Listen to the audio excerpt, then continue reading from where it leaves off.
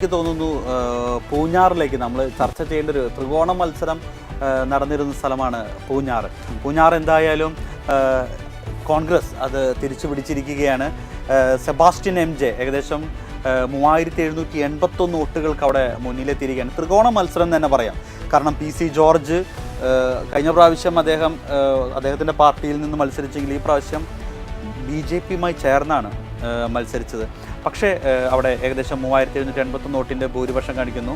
34,034 വോട്ടുകളാണ് Sebastian MJ നേടുമ്പോൾ Sebastian കുളുത്തുങ്കൽ നിലവിലെ അവിടുത്തെ MLA sitting MLA 30,253 വോട്ടുകളാണ്. അതോടൊപ്പം തന്നെ PC ജോർജിന് നേടിയത് 21,000 വോട്ടുകൾ മാത്രമാണ്. അങ്ങനെ പൂഞ്ഞാർ ത്രികോണ മത്സരമാണ്, ടൈറ്റാണ് എന്ന് പറഞ്ഞു കഴിഞ്ഞാൽ പൂഞ്ഞാറിൻ്റെ കാര്യത്തിലും ഏകദേശ തീരുമാനം ആയിരിക്കുകയാണ്.